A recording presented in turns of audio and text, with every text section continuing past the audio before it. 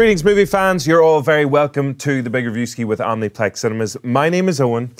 I'm Justine. Oh, I was going to introduce you, but that's even better if you do it yourself. Look over here. It's... I'll let you introduce me. Oh, okay.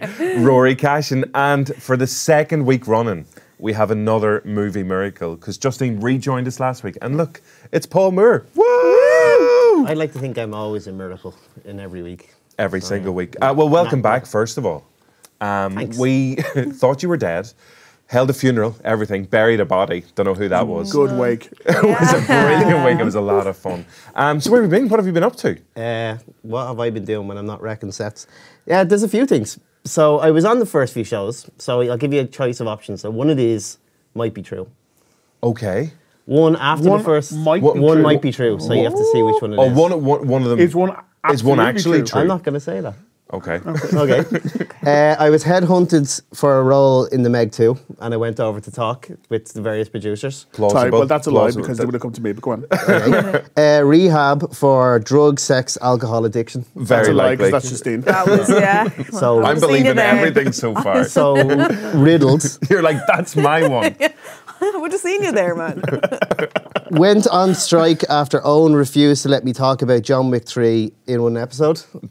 No. You have free reign to talk about Parabellum week in, week out. We did in your absence mention We it. did, Yeah. yes, obligatory mention. And it might come up today, so maybe that clause has been jumped. Holidays, illness, and miscellaneous shite.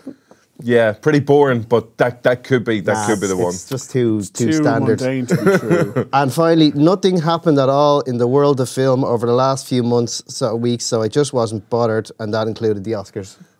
Yeah, that's... So there was nothing to talk about. I'm going to go for option 5, the last one. Yeah. Okay, It's agreed. Sprinkling of them all, I think. Yeah. Well, it's good to have you back anyway. I know we've got the Captain Marvel review coming up, so looking forward to that. Yeah, we do have a fantastic show. We also have an interview from On High. It's just like it's from a really tall person. I thought you were talking about God. No, nearly. He's a god to It's some. yeah, it's Stephen Merchant, who is like 9'4", I think, Approximately. roughly. So he's going to be on a show. He's the writer and director of Fighting with My Family. Fighting with My Family. Is that the Ron Burgundy again? Yeah, we also have some Omniplex tickets to give away, so you can go and see. Most people are probably going to see Captain Marvel anyway. And yes, first of all, we're kicking things off with the big question. And for this week's big question, it's over to Rory Cashin for the big question, Rory. Take the big question. Go. Okay. It should say it any second now. There it is. So, okay, so later in the show, we will be discussing the new Matthew McConaughey and Hathaway movie, Serenity. Can't wait. A while ago, I was quite excited about seeing it because I was like, ooh, a sexy thriller. And then a little while later, I heard some early reviews and it was getting some very interesting comparisons to some of the worst films ever made, so I got excited in a whole different way. So then I actually did sit down and watch it, and it contains what is possibly one of, if not the worst plot twist in movie history. So normally people have discussions about what do you think is the best plot twist of all time. Showgirls.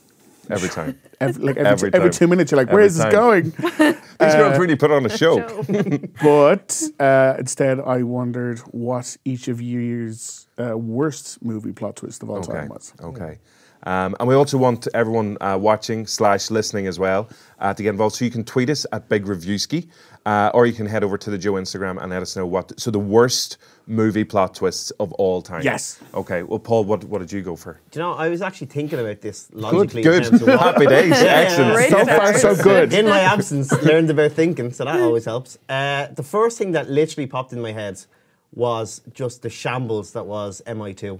How they actually ending with the masks. It was like the first Mission Impossible was a really good thriller. And the John Voight reveal was excellent. It was really, De Palma did it really well. This one just went bonkers with masks upon masks and different people wearing masks. They had about 6 times they used the same gimmick. By the end, I was just like, hell with this film. I had no idea what the hell was going on. And basically now, whenever I think of MI2, all I think of now is masks and the Limp Bizkit video and Tom Cruise hanging from a rock. That's pretty much all I can remember. Those 3 things. What was the middle one? The Limp Bizkit video as well? Limp Bizkit video, yeah. Okay. So basically, this was now that MI is every 2-3 years now. It's like an institution. We're going to get MI 74. And they're stunning now as well. They're unbelievable. I think the delay between 2 and 3 was nearly a decade. They messed it up so badly John Woo. And like in terms of the action, it was grand. There was a scene on a motorbike, it was okay, but like just for logic, it just completely went out the window.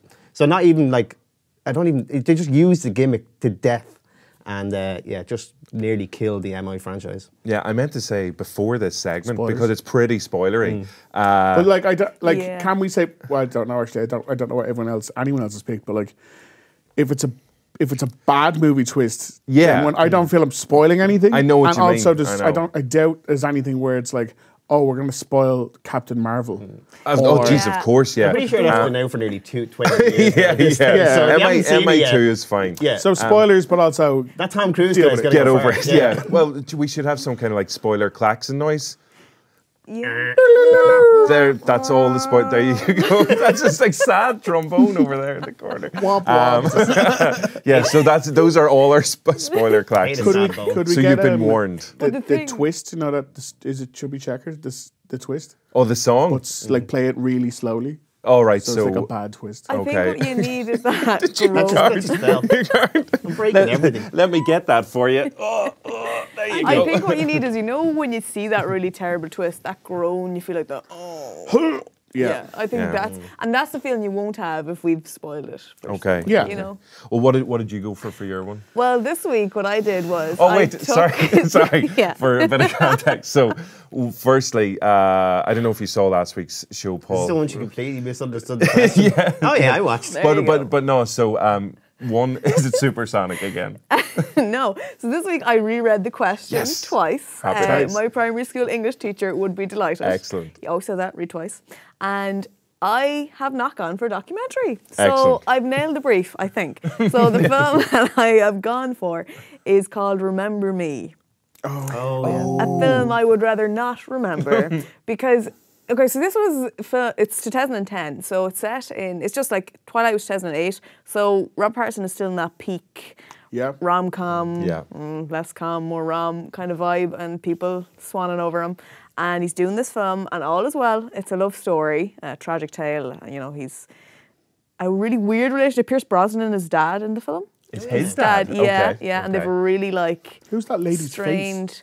That they decided she just doesn't deserve any Oh, that's recognition. That's Emily Ravine from That's Lost, the isn't one. it? Yeah, Oh, that's is her. Is that the girl from Oh. Lost? I think. Emily, yeah, that's Emily her. de Ravine or Yeah, whatever. she was in, wasn't she in Brick? Ryan Johnson's one as well. She was a girl who went missing in Brick. So they've just her face went missing in this poster as well. They're just hiding her behind Robert Yeah, Pattinson's they just knew. head. Look at Rob's in right now. Let's Yeah. just sell him Yeah. and half of her He's face. so hot right now. So yeah, but anyway, so the film then is about their like really weird relationship because they're both really dealing with misery and how that brings them together. And she's strange. Like she goes into a restaurant and has her dessert before her dinner. Oh, Which she's so quirky. yeah, like oh my god. But the worst bit about this film is, and it's so obviously put then at the end. It's basically that it's set around 9/11. And at the very end of the film, The perfect setting for a romantic comedy. Yeah. so of at the course. very end of the film, Robert Pattinson is killed in 9/11, and Right. it's just so distastefully done. Like even Pierce Brosnan at the end sees it and he's trying to act sad, but you can see he's just cringing at this whole plot. He's like, oh. But it's just so obviously, even like the teacher, it shows a scene before it happens of the teacher writing on the board that day in huge writing the date, and like it takes up the whole board. Any teacher in school will put in the top corner. That was it. Which is so unbelievable. But it Because was the rest just of the film didn't like allude to I was what wondering- year it was. 2001. It's set the summer of, but no. it's- Yeah, and so like, But like, is the rest of it like? Because I haven't seen Remember Me. Thanks for spoiling it. Where was our spoiler Paxton? But no, it. Yeah, like does he work in like Homeland Security or something, or is there? No, like, he's Doesn't- he's a rich boy. He's kind of like a His dad Holden is, Caulfield yeah. kind of catching your He's eye just type around, of role. okay. Yeah. like when it goes So down. right, finding okay, he's just himself in caught the up in it all. opposite. And it Okay. doesn't allude to any of that. And then it's literally in this last 3 minutes of the film, you It's find just out like- where he's working, okay. and then he looks out the window, and it's just really distasteful. I think I Right, don't think okay. they needed to go with that, and it was just the whole. So it doesn't actually serve any purpose to the rest. No. of the No, film. no, Not it's at all. it's just to give it No. like a tragic ending. Okay, Yeah. right, okay. So that's Remember Me. That sounds terrible. It's quite- I will not be watching. Don't watch not that. not watching that No. film. I also read the brief a couple of times just to make sure I got it, and I was so torn because I was like, I love those, like, obviously love those moments in films when you're just like completely. Bruce Willis was the ghost. The whole time. Bruce Willis the ghost the whole time. Well, speaking of M. Night Shyamalan, I went for one of his films, The King of Twists. We have to, when you're talking about movie twists, you have to get a Shyamalan film in there. You gave him a twister before. I did give him the ice pop. Yeah, he loved it. I wonder has he eaten it yet? But this was like a Shyamalan sandwich of Lady in the Water came before this film, and The Last Airbender came afterwards. So he was on a bad run of films. But I absolutely, it's one of the worst ever, but I love it so much. It's one of the funniest films. It is The Happening. I'm trying to remember what the twist Mark was. Wahlberg. So the twist was, so for anyone who hasn't seen the film, spoiler alert. That's a disturbing. You sound like a dying walrus. Yeah. But so the film starts off and it's really dark. It's a psychological kind of chiller where people are committing suicide and there's no explanation why they're doing it, and people start to think it's terrorism. It's like biochemical warfare, and they're going around. So Mark Wahlberg goes on the run with his kid and Zooey Deschanel, who plays his wife, and they're trying to figure out. They're trying to keep safe, and gradually they start to figure out, or someone kind of helps them realize that the terrorists are the plants everywhere. It's trees, grass, and Mother Nature. Sorry, no, that's too much. Marky Mark and the funky bush. So, yeah, I like that. But like the whole thing is like that Mother Nature is taking revenge for humans being bastards the whole time.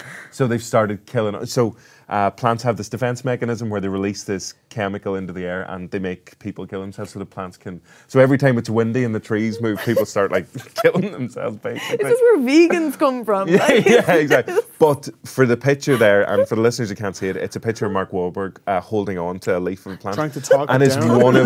it's one of the funniest 2-minute scenes you will ever see, where he slowly walks across a room and he's like, "Hello, my name is Mark Wahlberg." He doesn't say Mark, whatever his name is in the film. Yeah, I thought everyone could do Mark Wahlberg. And then he's walking across and he's like, "We come in peace. I'm just here. We don't mean any harm." He's talking, and he walks right up to it and he kind of looks at it and he takes it in his hand and he just goes, I'm talking to a plastic plant. I'm still talking to a plastic plant. I'm still doing, and that's it. That's the entire scene, and it is brilliant. You should go and check it out. I'm going to watch that. Yeah, 100% too. So it is the worst / also maybe the best. No, yeah. But like it's a terrible twist. It's terrible. But how do you sign up for that? Like, how do you read the script and think? Oh, actually, I had an amazing quote from Mark Wahlberg whenever it because he hates the film. He thinks it's so. It's not going to win any Oscars or no, something. It wasn't that one because he's always playing like cops and heroes and whatever. His quote was like, "You can't blame me for signing up to the habit." He's like, "You can't blame me for not wanting to try to play a science teacher." He just wanted to be a science teacher. I buy it. A terrible science teacher. Yeah, he's at awful. that. But even watching him like spew off kind of like chemical kind of equations and stuff as the teacher, it's so funny. It's so good. But yeah, so that's my one. The Happening. M. Night Shyamalan. All right. And then Rory, last but not least, what did you go for? I went for a film called Perfect Stranger. Have you ever seen it? Halle Berry? No. Oh, yeah. Halle Berry and Bruce Willis. So Halle Berry, Where is she hiding? she's between the doors there. Bruce Willis is usually staring at her from a reflective surface. I don't know. Door. So Halle Berry is like an investigative journalist, and she's convinced that Bruce Willis, who is a multi-millionaire, world-famous PR agency owner, That's the title. That is a That's a title. big one. has murdered people in his past, and she's like, I'm going to get a job in his company and seduce him, and then hopefully he will try to kill me, and then I can prove that he's a murderer. That's good journalism. Right? Yeah, that's the weird. Like That's when I'm not here, Pulitzer. that's exactly what I'm doing. So the film also has like, I can just see you trying to seduce Bruce Willis. That would work. but don't kill me. So the film also has like Giovanni Ribisi and lots of like other actors who are like, any one of these could also be a killer. So like people are dying left and right across the film, and there's a scene where Halle Berry is getting chased through the PR agency by someone. She never fully sees who it is, and then the film, like for the climax, it's like her and him, and it's like blah blah, And then she kills... Sorry, spoiler set from... Oh, yeah, sorry. So then at the end, she kills him, and it turns out that she was the killer all along, and she wanted to frame Bruce Willis, which, if you think back to the scene earlier where she was being chased by someone... It was a plant. It was a plan. She spends the entire film like in fear, like the whole film is like from her perspective. She's like, someone's trying to kill me. It's like, it's you. It has been you for the entire film. But like, does she not really know what she's doing? No. She's fully aware, fully aware. But the film also takes you down several other paths where it's like maybe Bruce is the killer, maybe it is Giovanni Ribisi, and it turns out that the director shot 4 different endings where every one of them could have been the killer. And it was only like a week before release was like, Halle Berry. Did you just do a raffle? And just pick it? It was just whatever one you see coming to release. It was like, of course we don't see Halle Berry being the killer. Because she's being chased by the killer in the film. So Perfect Stranger. That's another one I'm definitely going to watch. Yeah. It's 100%. It's another one of those where you think it's like, ooh, saucy thriller. And then 40 minutes. Because you love your saucy big thriller. fan. Rory. Yeah, Big fan. But like 40 minutes in again, I was like, what? So if you'd like to let us know your worst movie plot twists of all time, please do tweet us at Big Reviewski, or you can head over to Joe Instagram as well. Now, as well as our big question, we also have the big trailer of the week. And Palmer, you're back with a bang. What trailer did you go for this week? I went for the 3rd incarnation of Hellboy, coming in a few weeks' time, which is directed by Neil Marshall. And if you know Neil Marshall's stuff, kind of a mixed track record. I love Dog Soldiers. Perfect example of low-budget horror kind of action. Liam Cunningham in it as well. Loved The Descent. For my money, one of the greatest horrors of my lifetime since I've been alive. Brilliant claustrophobic film. Then it kind of takes a bit of a downturn. Doomsday was terrible. Centurion had moments, Michael Fassbender film, when it's very good. Moments it's really bad. But since then, I think that was his last feature film. He's done a lot of work in TV. He did Westworld, he did Hannibal, but he did 2 of the best Game of Thrones episodes. He did Blackwater and Watchers on the Wall. So it's kind of a checkered background. And the first trailer for Hellboy a few weeks ago was terrible. Really bad. It has your one from EastEnders. From EastEnders. Mo with a machine gun. Who's Gary Oldman's sister. Yeah. Machine gun. Yeah. Machine gun.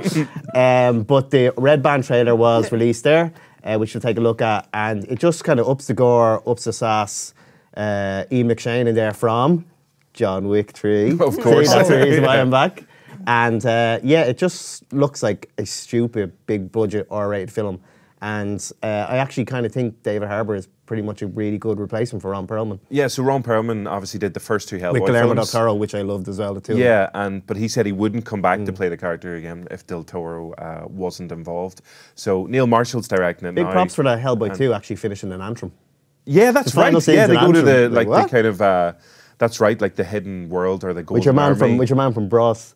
As the evil elf prince. Is that who it is? Yeah. Lucas, Holy He moly. was the bad guy in Del Toro's Blade 2 as well. Oh, as well. But that's right, yeah, so they finish up in Antrim and they find the Golden Army under there. But, I wonder if it's any of this. It's pretty gory because this is the Red Band trailer. Yeah, it looks like it's all set in London as well, and it goes off the wall. You got shifted with blood. Yeah. You got space. You got demonic demons. You got werewolves. You got Mila Jovovich there. So it looks bonkers. Okay, well, let's take a look at the second trailer for the 3rd. First good one though. The first good one, the second trailer for the 3rd Hellboy. Here we go.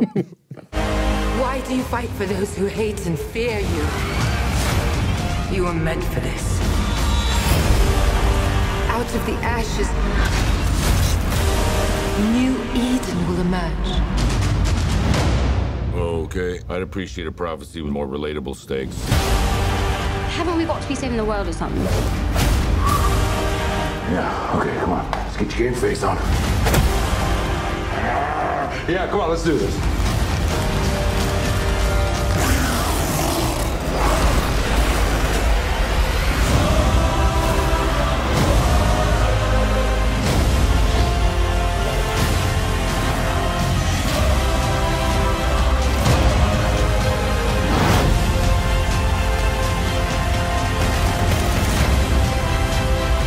Be my king.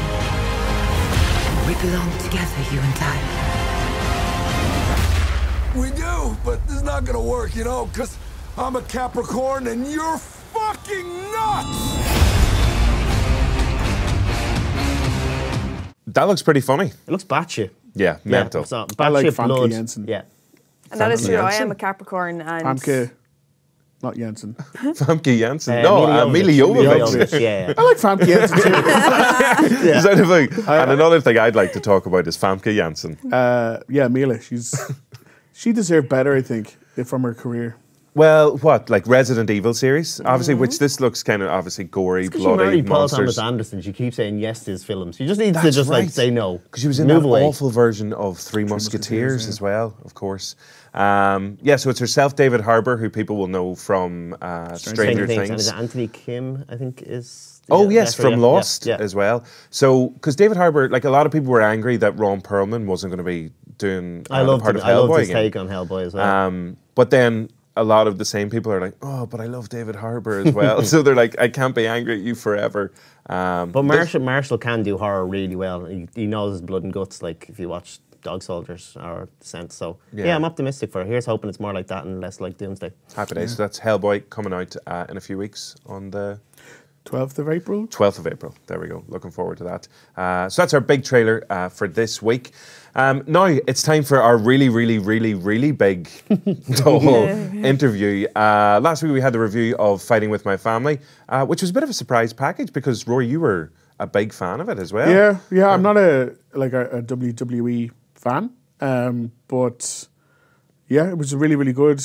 Like comedy, drama, just really good performances, and like Stephen Merchant. I don't know how he was like, I've co-directed one feature before and now I'll do this. Yeah, and that was it with the Rock. It's just like not a natural progression in my mind for him to go from The Office and Extras and Cemetery Junction, I think it was That's called. right, yeah, with Ricky Gervais. To this. Yeah. And of course, stars Justine's husband. The Rock is in there as well. of course, yeah. He's good. You must be so He's proud been of him. asking, yeah, he's in everything. He's just, and as well, Stephen's saying that he's such a lovely man as well. Of course. So you can check the full interview with Stephen Merchant. It's up as one of our bonus features. But we got some of the highlights. But it's a highlight from start to finish. Because it's so tall. Because it's so tall, yeah, exactly. But what were you chatting about? Yeah, lots of stuff. The one I wanted to get out of the way immediately, because it's the question everyone's going to be asking. Yeah. It's the one everyone wants to know the answer to. The obvious one, and yeah. he's probably sick to death talking about it. And this is what he had to say. I don't know anything about Portal 3 in terms of whether it's happening, whether it's been developed. I honestly, if I had information, I would share it with you. You would. I have not been told about it. Have you heard that it's something that's happening? It's one of those things where, you'll hear a rumour and then a few weeks later, there's no follow-up. And just your voice performance in Portal 2 was one of my favourite all-time voice performances in anything. Thank you. So I figured if anyone were to know... Yeah, no, like I said, they haven't told me about it. Nothing. No. That's too bad. All right, well then we can just move on to Good. the movie At least we've got that, the big questions dealt with. So first things first, that was the big question. Yeah. Everyone wants to know what's happening with Portal 3. I also have another big question. What the hell is Portal? What's Portal 2? All right. Portal is one of the greatest video games ever made. Okay. And Stephen Merchant provided the voice for the villain in Portal 2, and he was amazing in it. And Portal 3 is one of the most highly anticipated games ever. But there's absolute radio silence because the people who make it are like, foot, and then it's just out. Like when you're not paying attention, it'll just drop. So I had to ask him because That was a great twist, Rory. thank you. That was a Brilliant great twist. That won't end up in our worst twist ever. It's not a talking plant. Or, Killer plant. or a scene talking to a plant. Yeah. Because I imagine it's been a while since at the Office and Extras. There's what's left to say. I don't want to be another so tell me what looking back at no. So I asked him a different question and he didn't have an answer. But what he did have an answer for was my next question, which was about Mr. Stafford. Justine Stafford, yeah.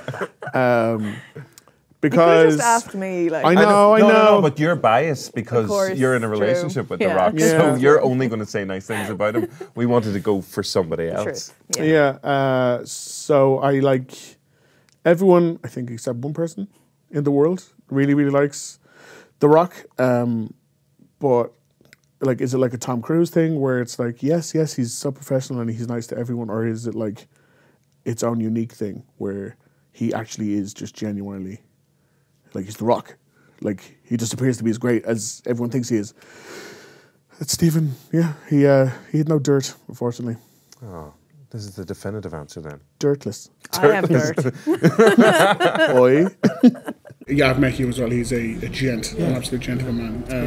It's just like there's a specific brand of like Hollywood person. You're like, oh, you actually are just as nice as everyone makes out to be. There's no like silver lining. I know. I think there must be some kind of, portrait of Dorian Gray somewhere. But like just an evil rock. An evil rock, yeah, like an evil troll rock. Listen to you two laughing away there, being best Chuckle of friends. Brothers. Do you know what I mean? I can't believe that there's an evil rock somewhere. I don't want to believe that there's an evil rock somewhere. Probably a stone or paper. Yeah, a pair of nasty scissors. No, we had nasty scissors last week, please. Oh, Less yeah. of that. Yeah, like I would like to. No, I'd like to believe there's a bad rock somewhere, like someone who's just like the exact. He must be like Rock this bottom. size. Yeah, Never but he's works opposite out. of him in every way. Has no followers on Instagram. Like everything The Rock isn't. Okay. Doesn't make any wishes come true. No. Ever. He's neither fast nor furious. Yeah. But yeah, like the Fight With My Family was a huge passion project for The Rock. So I was wondering how, again, Stephen Merchant and Dwayne Johnson, they're not paths that I would imagine cross very often. So how did The Rock end up, he must be surrounded by so many talented writers and You directors. literally have anybody in the world that he wants. How did he go? Rampage, like. This guy, this Stephen Merchant guy, I want you to do this. I want the tall guy from The Office. Yeah, do this. So, yes, Stephen said how he ended up with this lap in his project. No. Get that lap into my project. You know what I meant. I'm not going to make a joke. Scissors. Dirty scissors. Yes, he saw a documentary about this family that was on British TV. I wish I could claim that I'd seen it. I didn't. He was in London. He was filming Fast and Furious 6. Couldn't sleep. Sees this documentary about this crazy family of wrestlers from Norwich. I didn't know anything about wrestling. Had no interest in wrestling. He sent me the documentary. He was looking, I think, for someone with a sort of British voice and sensibility to kind of turn it into a film. And he sent it to me. I sat down, if I'm honest, thinking, this is a bit of a chore, wrestling, not interested. And but you do what The Rock tells you. If he sends you a documentary, you watch it. You don't muck around. Yeah. And I just fell in love with this family. I just completely won over to them. I loved the dynamics between them, particularly between this brother and sister. This sense of this girl, this woman going off alone at the age of 18, 4,000 miles from home, none of the support network around her. Thank you. That she'd had for all these years, trying to live this dream for herself and for her family, feeling like an outsider and an oddball, and also this young brother got left behind, and kind of how do you pick up the pieces? It just seemed like it had a lot of meat on the bone, And so even though, as you say, I'm not the obvious fit. In a strange way I am, because in the end everything I do is about character and about sort of humour arising out of the situation and the characters and the world. I like worlds that aren't too fantastical and magical and surreal and strange. I like kind of something that feels grounded, and that's sort of what this story needed to be. So even though he's not the obvious fit, it still works out okay. It worked out really, really well. Really well. Happy days. And another thing Steve was really good at is casting. Really, really good at casting, because not only is Florence Pugh fantastic in the lead role, like it's filled with amazing supporting cast, one of which I never in a million years would have thought was capable of being funny, because she's terrifying. And I suppose in a way it's the future Mrs. Moore. Oh yeah, if I'm like not afraid enough to even look her in the eye. Fair. That's the way most relationships work anyway. Just stare at your shoes until they love you. Don't make eye contact in your grand. Happy Valentine's Day. Oh God, it goes downhill after you make eye contact. None of this hair's out because it's Lena Headey. She is fantastic in everything, including this, and obviously Game of Thrones, and obviously Dread. She's great in everything, but she's terrifying.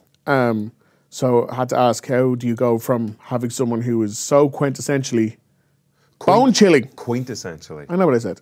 No, I know. Oh, I heard what you said then. I She's thought you were correcting me. queen-sexy. No. Puns. Never. That was a good one. Yes, I got a good one.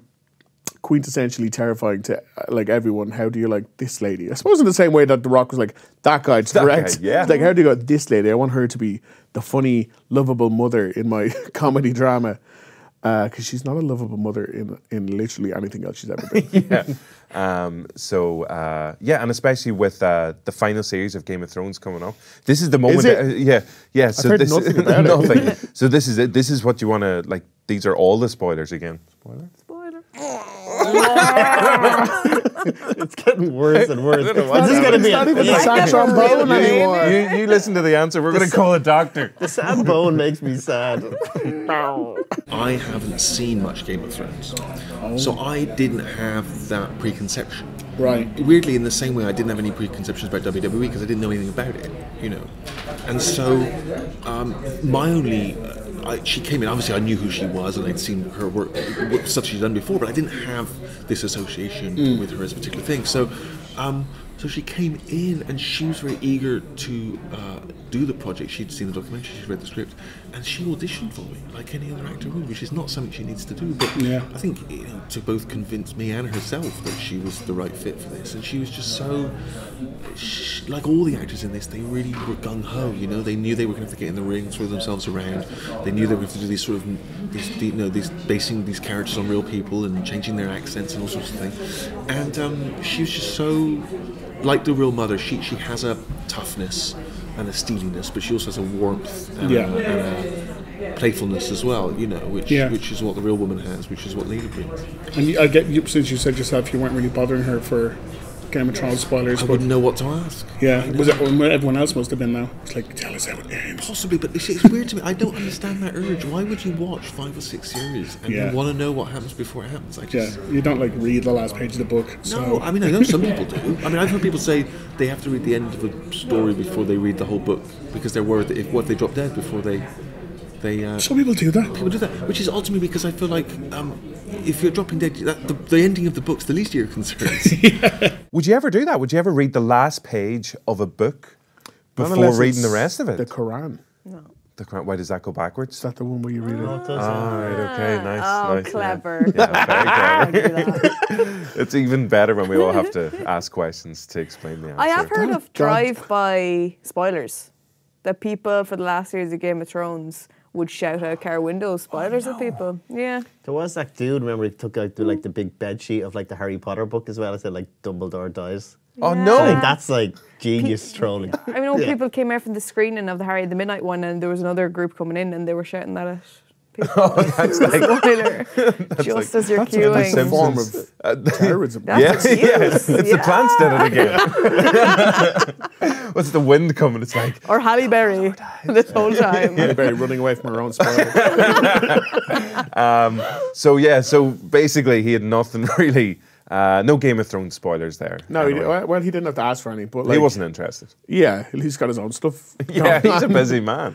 But yeah, like it was a lovely conversation. Lots of other talk. Why he would turn down Fast and the Furious movie and instead a very particular remake he'd do with The Rock instead. But yeah, that's all in the bonus. No, I'm doing the thing wrong. Bonus episode. Yeah, so you can check that one out. It's up online as well. So yeah, it's up on the what do you call it? Skywriting. The internet. That's the one. Yeah. Okay, so that's Stephen Merchant, Fighting With My Family, which is in Omniplex cinemas at the minute. Go and check it out. Because Paul, you had a chance to see it as well. Yeah, I actually really liked it, and I actually follow Paige's career from WWE. So really? It actually is pretty authentic. There's a great documentary on her family, I think Channel 4 did, and it's actually, the film's very, it actually pays reference to it really, really well. So her story is really interesting. Sadly, she got injured and is gone, but it is a really, really lovely story. I would never. She's gone, yeah, she's retired. She's injured. Oh, right, not like gone to the big, gone to the big wrestling ring in the sky. Like, gone. no. I'm sure she's still rich. Never, never ever be a doctor. I'm sorry. You're gone. I'm sorry, you're gone. No. She's gone to the bathroom. Hurt my day, sorry to pull the plug. So now it's the moment that everybody has been waiting for. The 2 big reviews of the week. Not only do we have the review of Captain Marvel coming up, but first of all, it is Serenity. And Rory, you have been biting your tongue for a week. Before you let loose, let's take a little look at the brand new film starring Anne Hathaway and Matthew McConaughey. This is Serenity. Good to see you, John. Took so long to find you. What do you say? Say I'm not called John anymore. It's funny, huh? Where would you want to find me? My husband has never seen your face. You were right about him. He's violent with you. What's this? Just a little scratch. Little scratch, huh? I want you to take him out on your boat and drop him in the ocean for the sharks. They say she came all the way to see you. Yes, it's about temptation. There's right and wrong. You know how in Plymouth, everybody knows everything. Well, I've got kind of a big day tomorrow. I know all about your big day. Feels like everybody knows something I don't.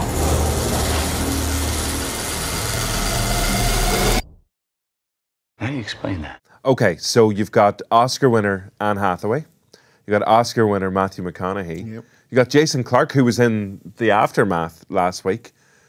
Yes. Or my mommy texted me. Do you remember I was saying my mommy would call it something ridiculous, like the afterburn? Yeah. Yeah. She's like, what did she call it? She called it the afterbirth. The afterbirth, which was like, just don't do that, mom. It's worse than we. Film. It's worse than we thought it could have been. You want to see the twist in that one. So Jason Clarke is there as well. Let's just dig up for a second. But so Serenity, what is it about first? Because it's inspired our movie twist question this week. Right. So it starts off. Does the plot matter? Let's see. Okay. It starts off fine enough. Matthew McConaughey is he's a fisherman who he lives on this island that like could be off the coast of New York or could be off the coast of the Caribbean, depending on what time of day it is. Okay. And he takes tourists out to help them fishing, but he has spent years and years trying to catch the ultimate tuna fish. It's haunted him. Oh my God. Is this real? It's haunted him. This is Moby Dick. This big. It's essentially like the old man and the sea, except the old man is like a buff middle-aged man. Yeah, and the sea is a tuna. Is a big old tuna fish. So he's like, I'm going to catch this fish no matter what. And so because he's so focused on the fish, sometimes he's poor and he can't afford fishing hooks and stuff. So he has sex with Oscar nominee, Diane Lane. Oh, yes, of course. So he's a male prostitute as well. Right, okay. So male prostitute / tuna obsessive Matthew McConaughey is working away with his first mate, Oscar nominee Digimon Hanso. Okay. So this island is just populated with Oscar winners so far. Welcome to Oscar Island. And then Won an Oscar. And then along comes his ex-wife, Oscar winner Anne Hathaway, with that deplorable blonde hair. It's an awful wig. Awful, Oh, not awful, fun awful, at awful. all. And she's like, so I left you 10 years ago or whatever, and I got with Jason Clarke, and you told me back then it was a bad idea, and you were probably right. And now he hits me, and I want you to take him out on a fishing trip, and I want you to kill him and throw him overboard, and I'll give you $10 million. So that's fine. Sexy, erotic, murder mystery. You're in straight away. Okay. But not in space. Not in space, but this will have to do. Yeah. And then something happens. 40-ish minutes in, an event happens in the film, and I swear to God, I paused it, and I was like, I had to take a moment. I was like, no, I've missed something, and I went back 5 minutes and watched it again. I watched the jump from the film I was watching to the film it then became a second time, and I was like, no, I was fully paying attention. Like, it is indescribable, the plot twist that happens. If you had given me in the infinite amount of time in the world to guess what was going to happen, I would never in a million years would have gone, but this is obviously what's... It's just... Can I? But like, is this one of the things? Like, do you love it? I love what happened. It is a awful film. It is truly, truly awful.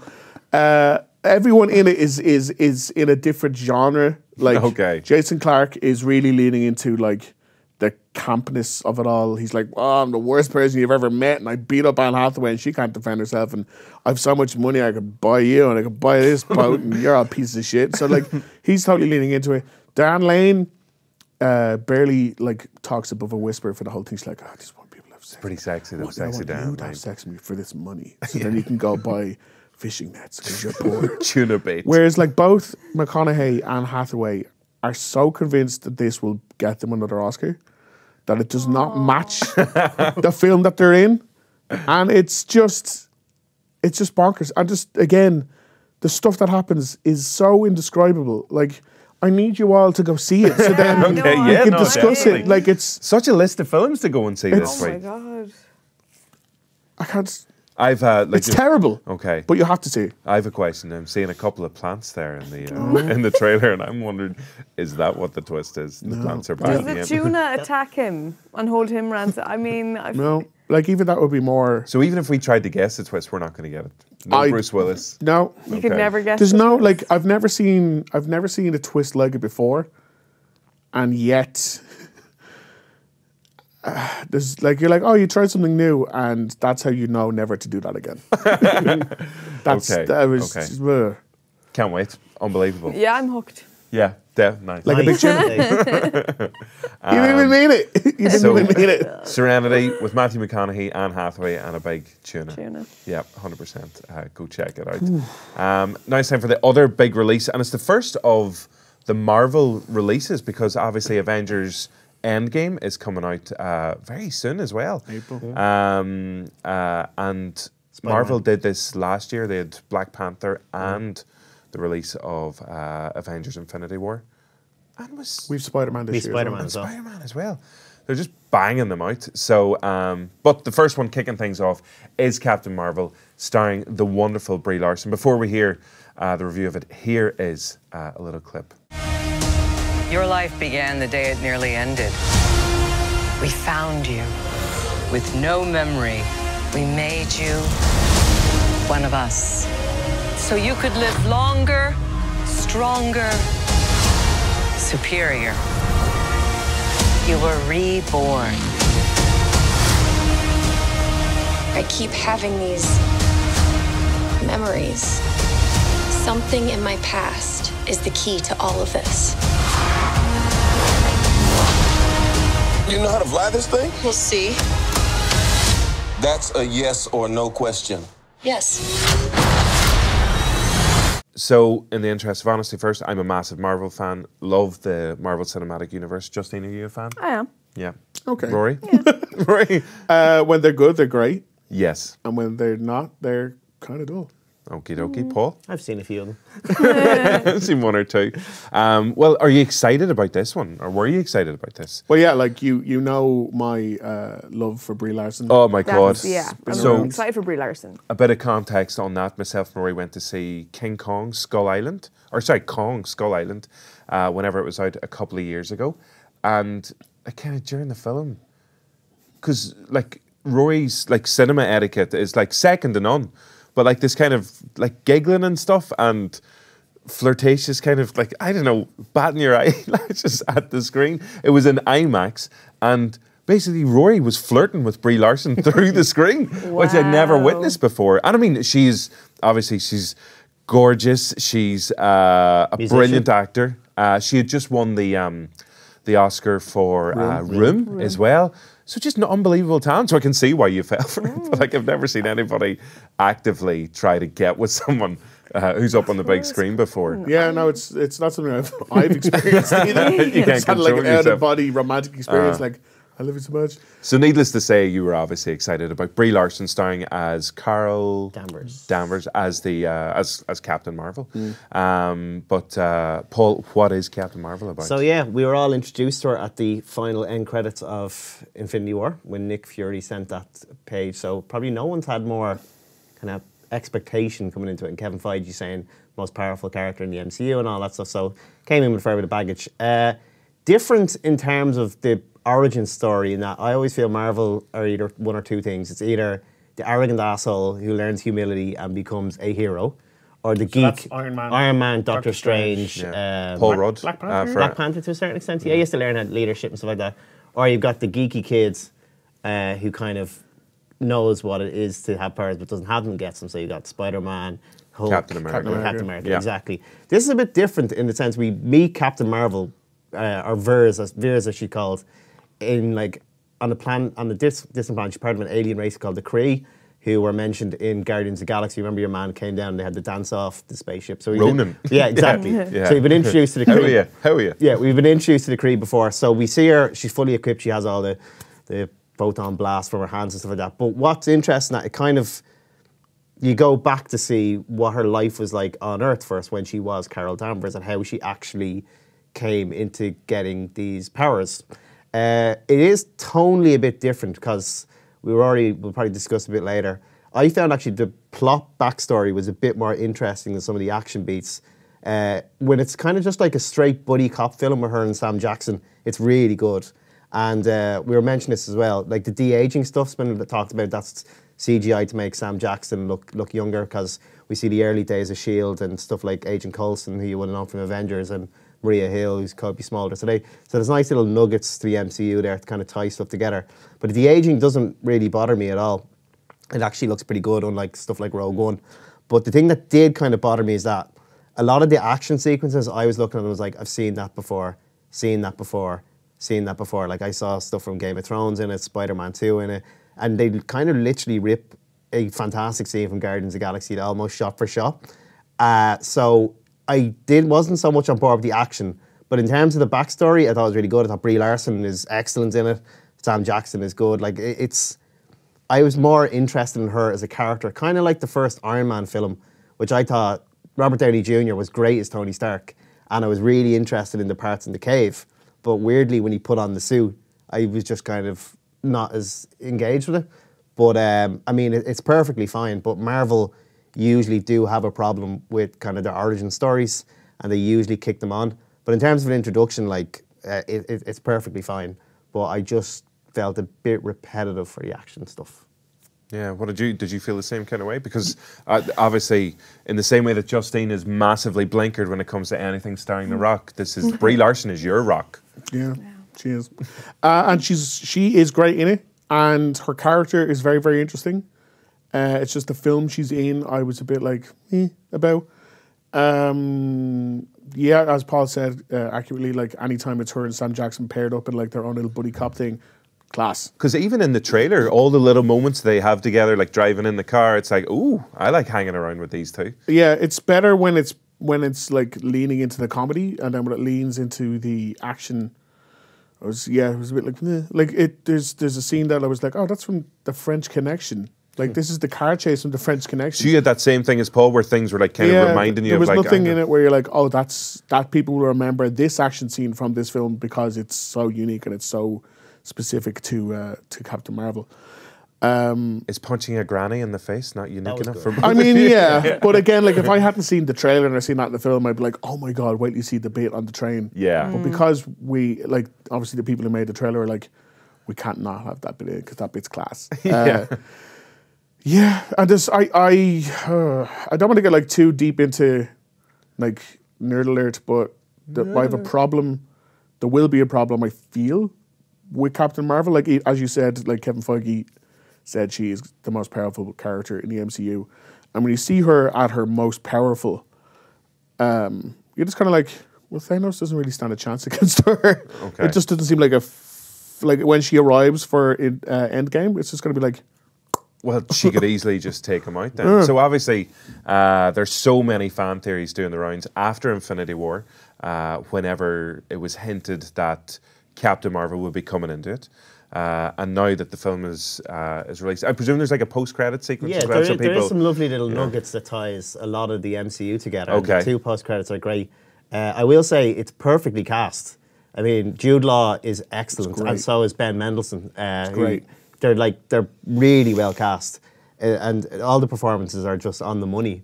It just left me just wanting just a bit more. It just felt like it was missing something. Yeah. Well, we don't have long to wait because it'll make a ton of money, and 100%. Like there are much worse films in the MCU. Yeah. Don't get me wrong, but I was kind of hoping for something a bit more. It's also very complicated. Like, I actually have to watch it again. Because there was points where I was like, wait. Whose side Just is give this? me a second. But Whose side are we on nothing again? on a Serenity level of There's no of tuna. movie twist. No, there's not. Is there a tuna in it? Captain Tuna. Not that I figured, but like, was there any point? Because there was definitely a point in the film where I was like, I forget who we're fighting. Yeah, now. because they go between like the current of her in the Cree, and then they go back, and then they even have montages in. She's kind of in some contraption that kind of manipulates her. You kind of just don't know what timeline you're in at times, but like if you have to really concentrate in it. But one thing I will say, it has the best soundtrack since Guardians of the Galaxy. Oh, really? It's all easily. 90s, like No Doubt and garbage. I won't say this. I won't say the song at the end, but it was one of my favorite. Like when I left Into the Spider-Verse and they had like Elevate on, I was like, yeah, pumped. But the song at the very end is just like classic 90s alt rock. I was like, yeah. Celine Dion, think twice. Marvel do great soundtracks at times. I really do think They that. have the money to buy. Every single amazing well, song. we don't, Justine. Yeah, I know. I've been trying. Don't be singing those tunes. And also good to see Blockbuster having worked in the next division. Good to see a movie star actually. Oh yes, maybe that's right. Maybe a bit sad. You see that in the trailer as well. So Captain Marvel is coming out this week. It's obviously going to be a huge box office hit as well. And as we said, the first of a few Marvel films that are going to be hitting cinemas this year. As I said, a massive fan of the MCU. Cannot wait to see it. And as everyone is pointing out, of course, it's the first female human superhero in the MCU, female-led as well. The fact that she is the kind of the star attraction. Although I am looking forward to seeing a young Sam Jackson with 2 working eyes. And what I will say as well, get in early if you're one of the fans that loves to get late popcorn and you pushed in because there's a lovely piece before the film starts. Technically, it's lovely. Okay. Yeah. Okay. Won't spoil sweet. it, but it is great. Get in, Okay. get your seat early. Go check that out. Omniplex Cinemas. Captain Marvel is the big release this week. Oh, and we will have Samuel L. Jackson and Brie Larson on the show next week. So there you go. He so loves the show. I know. So we've Twice had him on in 2 for months. Glass as well. So you can look forward to that. Now though, it is time to give away some Omniplex tickets. Well, we want to say congratulations first of all. We had some winners of our Captain Marvel premiere tickets last week. Our final 2 winners were Peter White and Sean Moran. So they are on their way right now as we speak to the Captain Marvel premiere. So congratulations. So last week's Haiclue, we'll get a reminder of it. It's parties out of sight, horny man meets a sharp end, Hans Blade Runner friend. So just a reminder, the Haiclue, that little film riddle, because someone was asking me the other day, they were like, each of the lines refers to like a separate part of the film, something to do with it, whether it's an actor or a plot device or the director or something. And then together, collectively, the 3 lines all lead you to one definitive answer. Mostly wrong answers in this one this week, but did anybody, any ideas? Justine? Rory, I have a guess. Paul? I think it's wrong though. Okay. I'd say Crazy Stupid Love just because the horny man Carell, 40-year-old virgin, and Hans Blade Runner friend Ryan Gosling. Okay. That's my guess. Did you have a guess as well, Rory, or did you? My guess was Drive. A lot of people actually went for Drive as well. Horny man would have been Ron Perlman. Right, okay. Pointy end. Yes, He got killed. yeah. Hans Blade Runner friend was Gosling. Okay. It's just another one of those where my answer is also right. No, because your answer is wrong, I'm afraid. We'll see. Well, you just ignored one of the lines. And in it's it. Well, I don't know what the answer is. And it's not Crazy Stupid Love either. And it's not Crazy Stupid Love. So the correct answer is The Lord of the Rings, The Fellowship of the Ring. So, and the reason that that's the correct answer. So the first line was parties out of sight. So the first one was the fellowship, the party of people who are traveling. They stay out of sight of Sauron's eye. Plus the ring, obviously, disappears. It helps him go invisible. The other meaning in the first line is Bilbo Baggins' birthday party is out of sight and his party's out of sight. Because it's amazing, The because it's line- got all the line from the fireworks. film. That is so Yeah, that's what Frodo says. This party's out of sight. No, he has the amazing party where Are he you rewriting disappears. the script of The Lord of the Rings? Yeah, that quote was in there. It's in the extended cut. Fair enough. The middle line is a reference to Boromir, played by Sean Bean. So he's the horny man. He has the horn of Gondor, and it's man because it's coming into the age of men. He meets his sharp end because he's shot by all the arrows. Plus, yeah, do you remember he's shot by all the arrows? I remember that. It's just so far of a stretch of imagination to make. I think that's very tough to get. But he also played Sharp in the original series. Yeah, that's true. But was that one an E though? It was in a capital S, but it's just more. It's more about the sharp end, which is the arrows. Then you can't affiliate them if it's spelled differently. No, but you can if it's just a subliminal reference to Sharp as well. And then the last one, I just love grilling you on this. No, it's fine. Yeah. Oh, I've got the answers. The last one was Hans Blade Runner friend. So Hans Blade Runner makes you think of Harrison Ford. His friend is played by in the Indiana Jones films is played by John Rhys Davis, who plays Gimli. And he's the Blade Runner because he runs with his axe as part of the Fellowship as well. What? No one gets these. I guarantee nobody got that. No. I can tell you that 2 people got it correct. You're lying. I will show you. That is the most. Show you. That is a cosmic jump to make. It is not. Where's the jump? Without a doubt, the most difficult one you've ever done. Are you serious? Oh, easily. Okay. I apologize. When I saw Out of Sight, I instantly even thought Soderbergh or something like that. Yeah, the whole point is that they're in there as red herrings as well. But there's nothing in there where I'd be like, right, that is obviously a direct relation to The Lord of the Rings. You could take those 3 lines. You could probably take those 3 lines and fit it for about 5 different films. Like Drive! Okay. Yeah. Okay, how does the first line fit into Drive? Because there's a party. And it's out of sight. They say that in the film, right? That's the quote. That's the quote from the film. Use that in Drive. Crazy Stupid Love, they have a showdown at a party. That's true. The horny man meets sharp end. Steve Carell meets a sharp end of his dating life because he goes back. and Ryan Gosling. The sharp end of his dating life. Like, you know, it comes to an end. You know, it's a sharp end. It's an abrupt end. Anyway, Hans Blade Runner fan Ryan Gosling's in it. It's crazy. To everybody who got the Lord of the Rings, the Fellowship of the Ring. Well, if you loved last week, you're going to love this week's one. Okay, so here is this. Can we just invent our own answers? No, we have Omniplex tickets to give away. Okay, so here we go. So red is Logan's choice. Mixed up one calls all the shots. Mouse and cat and cat. So that one again is red is Logan's it's the two choice. Towers, isn't it? Mixed up one calls all the shots. Oh, we have to do silver, don't we? Oh, one calls all the shots. Yep. Mouse and cat and cat. Okay. At least you know it's calling the shots in the Haiclue anyway. Yeah, so it's not Lord of the Rings anyway. So anything. There's no point guessing. It's not Why going to not? be right. No. Okay, let's see. Logan's choice, red. Okay. So we'll leave that. We'll stick it up on Twitter. We'll stick it up on Instagram. Thanks on Instagram as well. Yeah.